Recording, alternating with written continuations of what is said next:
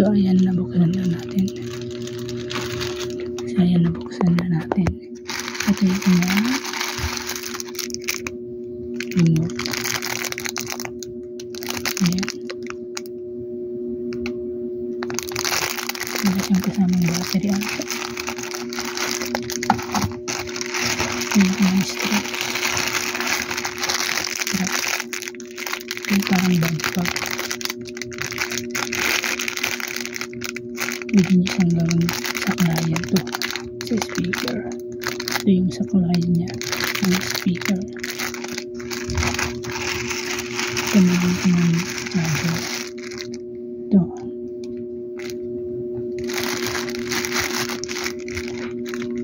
So ayan. Ito yung kanyang nilagay. Ano yung bigay ito? So ayan. Ayan.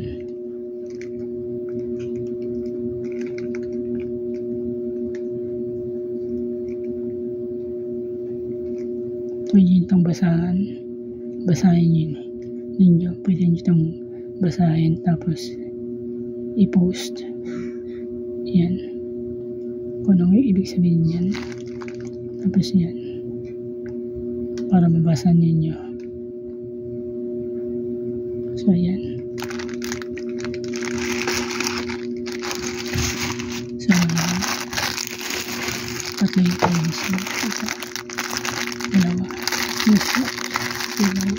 Pangatlo ito. Charger niya. Sabi natin. Ito yung pang-apat. Saka pang-lima. Ito yung pang-lima.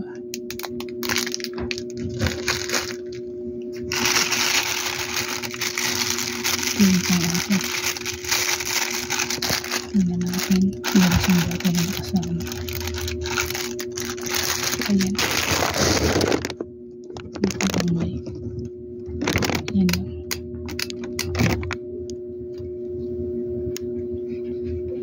Tingnan natin kung may kasama siyang battery.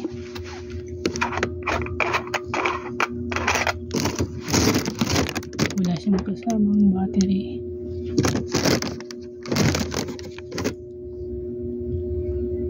Ang bentahan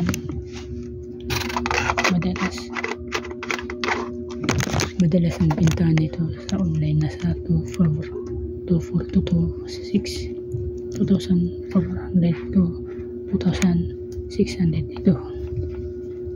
Pero mayroong kasamang shipping fee, iba lang, mga 250 to 300 yung shipping fee. Pero pwede ka na makalis kapag order ka ng sale, kagaya ng 15 or 30 yung pizza sa buwan, kung anong buwan, basta pag 15 or 30 payday sale yun.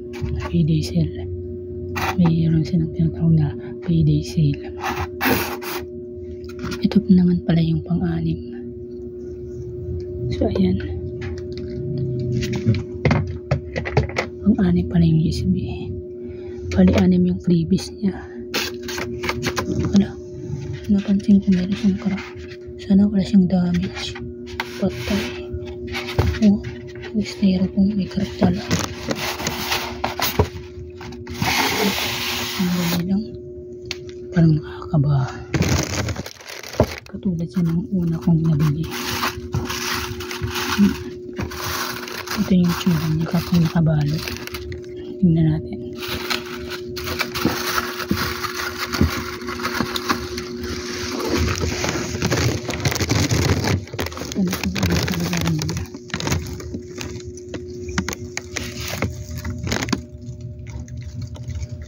Alam pala tandaan natin. Ang box niya parang wala naman siyang damage.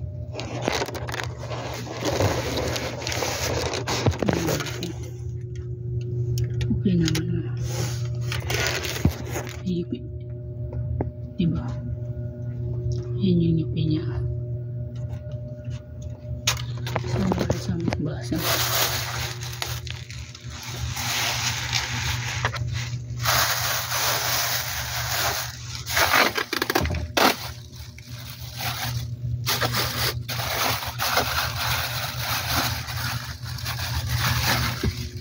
ayan.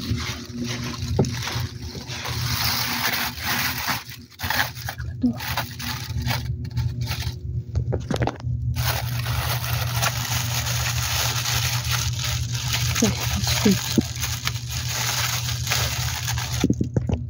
Paano ba ito?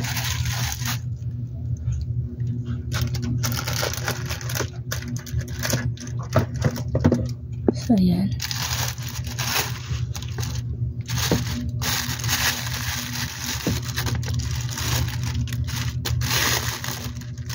Ayan.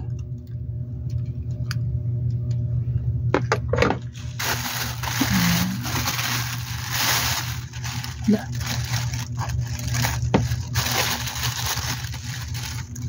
Takot ako tumorder sa online. Baka may damage. Dahil na parang wala nang warranty ito eh. Kasi parang expired na. Dahil nabutan ng 5 days. Ngayon ako nakapag-review. Ay, salamat wala siyang damage. Tingnan natin kung wala nga ba.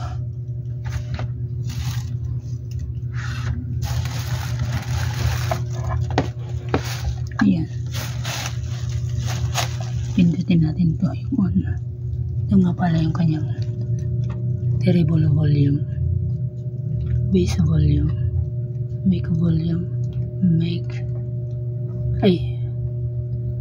ito pala yung make volume, make echo. Again, terrible volume, base volume, make echo volume, tapos make volume.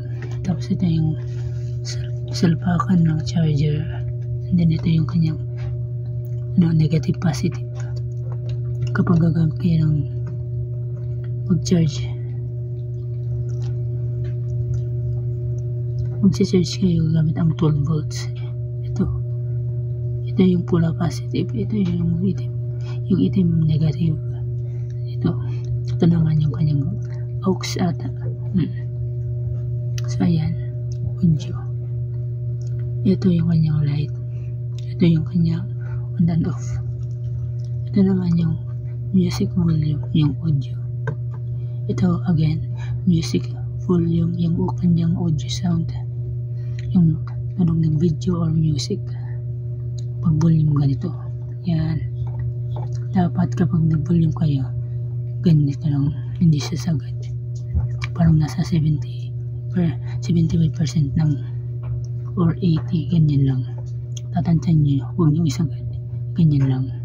Pag gumagamit ako ng Bluetooth speaker na to, kasi dalawa ko ng Bluetooth speaker na to.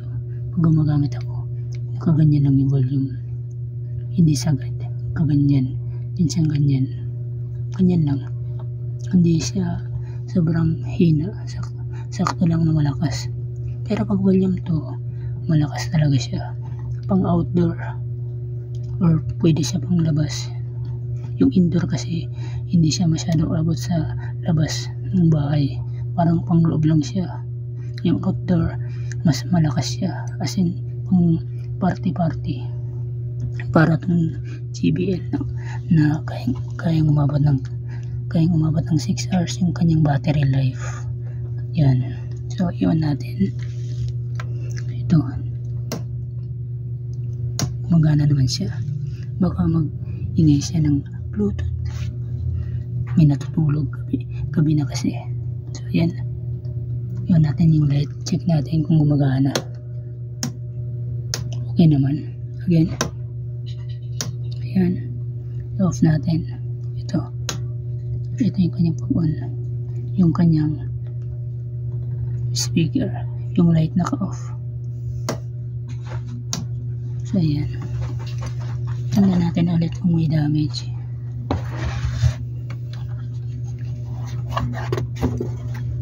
Ayan. Mukhang wala naman. Tingnan natin. NDR yung tatak yung sa akin kasi in order yung sticker. Ito NDR talaga po. Pero para sila ng design. Tingnan nyo, NDR. Ang ganda oh. So ayan, grabe oh. Ito yung kanyang details, yung kanyang model. Itong sticker na to, palatandaan yan na kung binuksan na ba to or na-repair. Di kayo pinalitan ng katulad ng sa unit, kaya mayroon silang sticker para kaya sila mayroong sticker dito yung mga cellphone, kasi yung palatandaan nila kung pinalitan, kasi hindi ito basta-basta nagagalaw. Pag ginalaw mo ito mapupunit, mahalata na parang ginalaw talaga. Mayroong tornilyo ito sa loob, or minsan wala tong tornilyo. Wala ata tong tornilyo dito.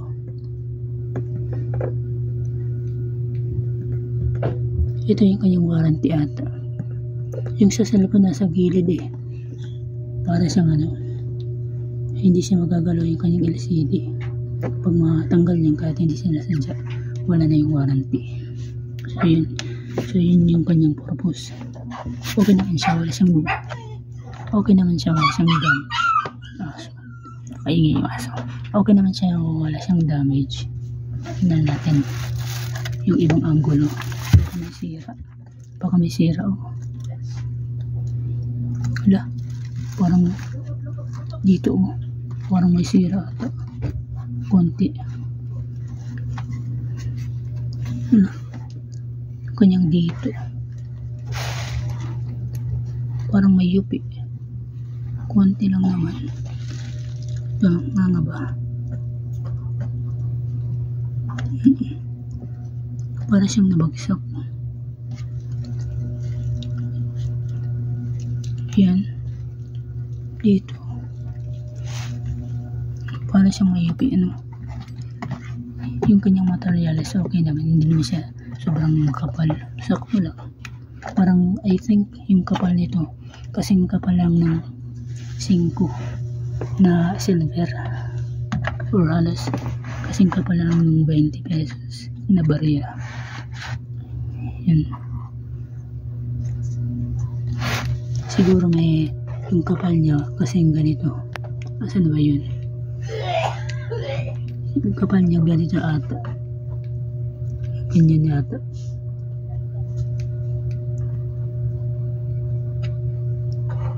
Sa ibang part, pero I think ganito ata yung kanyang kapal, parang 25 centavos lang.